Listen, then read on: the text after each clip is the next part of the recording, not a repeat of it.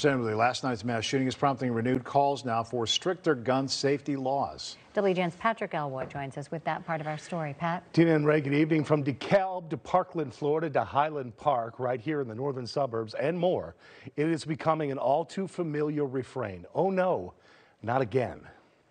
It was only last July 4th when a mass shooting took place in Highland Park, only moments after the start of its Independence Day parade.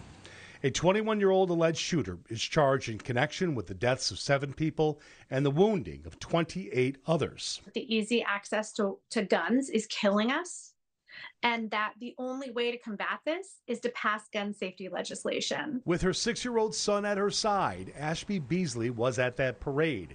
She wasn't shot, nor was her child, but she is now devoting her life to stopping the kind of gun violence that happened then and now at Michigan State and other places too. For all the people out there that feel like they don't have any control over this and they feel helpless, join the effort. Join Moms Demand. Join Newtown Action Alliance. She helped lobby to pass a ban on assault weapons several months ago in the wake of that Highland Park shooting, but it's on hold after it was challenged at the state and federal level.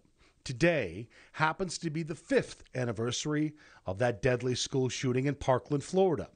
And some of those victims' families continue to keep their kids' legacies alive. It was on this day in 2018 when 14 students and 3 staff members were murdered at Marjory Stoneman Douglas High School. The gunman pleaded guilty, was given a life sentence.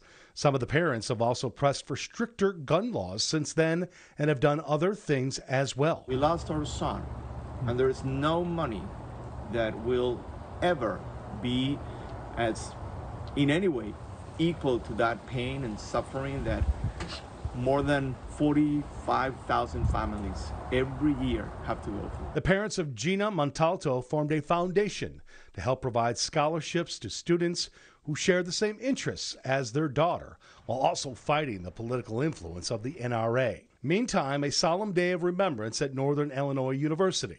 15 years ago, a gunman killed 5 people there, and 24 others were wounded.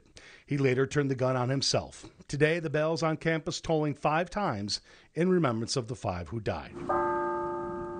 Ashley Beasley believes, as it relates to the assault weapons ban in Illinois, it will win on appeal. And as it relates to the suspect in the East Lansing shooting, with reports of his mental health being an issue, she believes that red flag laws must be given a greater priority, including a consistent ongoing campaign to inform and educate law enforcement and society in general. Make your voice heard. Demand change. That's how we can get this done.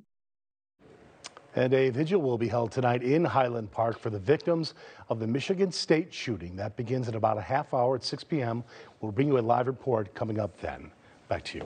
All right, Patrick, appreciate it.